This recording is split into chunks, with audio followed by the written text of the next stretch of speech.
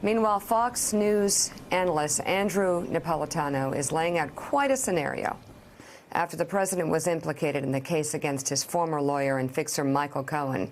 Napolitano suggests the president, who's been identified in open court as individual one, could already be indicted for directing Cohen to break election law by paying off 2 women to keep his alleged affairs secret.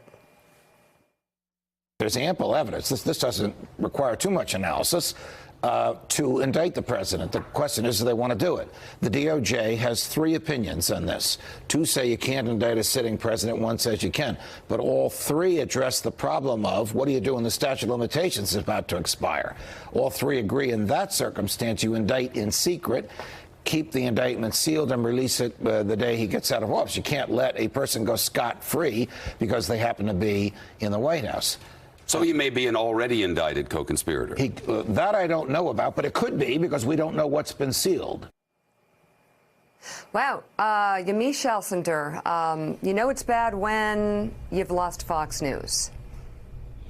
I think it's incredibly alarming for President Trump if he watches that interview, which we know he loves to watch Fox News, and you hear that you could be indicted in secret. It's part of the reason why I think we've seen President Trump up this level of paranoia that he's had, these Twitter rants, or these Twitter, I should say, tweet storms, where he goes off on Russia and goes off on Democrats and Hillary Clinton in a way that we really haven't seen before. And I think there's this idea that President Trump and the Republicans in general, while they obviously maybe are interested in the idea of Russia meddling in elections, there's also a conflict of interest there. When you talk to Republicans on the Hill, they say, yes, we should be strong against Russia.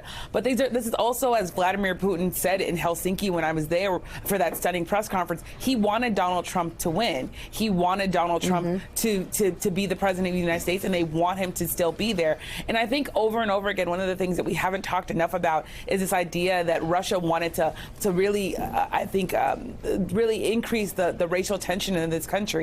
In interview after interview, I was interviewing black millennials. They kept saying the idea that Hillary Clinton had called African American super predators. Now, African Americans have always had all sorts of issues with Hillary Clinton, but the specific use of the word super predator is something that Russia put there. It's a vocabulary that they wanted to remind people about. It was a way that they wanted to simplify what Hillary Clinton could mean to African Americans, and I saw on the ground firsthand that worked. So I think what we have is we have a real, I think, successful attempt to really actually sow discord. And then we have a Republican Party and a president who realizes that they are benefiting from some of the things that Russia is doing, even if the democracy is suffering.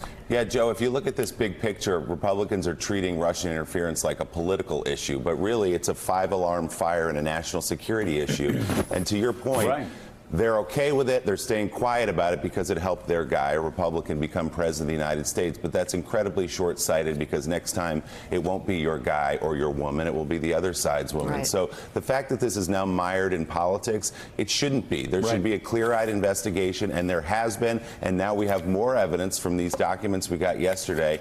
It couldn't be more clear that Russia interfered in the election and that they wanted Donald Trump to be president. And now we know that the interference continued after the election. So the fact that this is a dirty political issue is a shame, because what it is something that should be taken seriously as a national security issue. The headline is a foreign power tried to change and maybe did change the outcome of our presidential election, and nobody should be okay with that. Well, and again, for those House Republicans that continue to carry Vladimir Putin's water and suggest that this is a witch hunt, they are actually on the other side, not only of Robert Mueller, a lifelong Republican, but also Dan Coats, the Director of National Intelligence, a lifetime Republican. They are on the other side of Kirstjen Nielsen, who is the Director of Homeland Security, I think also a lifelong Republican. They're on the other side of the FBI Director, Christopher Wray, who was appointed by whom? Donald Trump. They're on the other side of Gina Haspel, the CIA director. They're on the other side of the entire Republican appointed and led intelligence community. And Mika, they've been throwing out these conspiracy theories from day one. Every conspiracy theory they have thrown out, and really they've embarrassed themselves. They've made fools of themselves over the past several years. trying to cover for Donald Trump and Vladimir Putin's spy agency, they all blow up. And we're going to talk next block about how their lies, their conspiracy theories about Michael Flynn have also blown up. That poor Michael Flynn, he was duped. He didn't know that lying to the FBI was a crime. Of course, he was the head of like an intel division in the military. He was called one of the greatest intel minds in the history of the armed forces.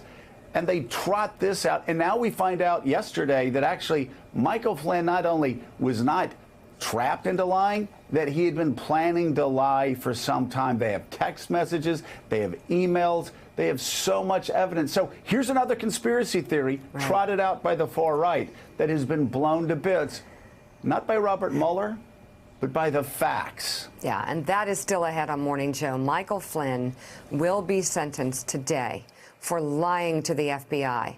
We're going to run through his case and the new charges against two of his former business associates.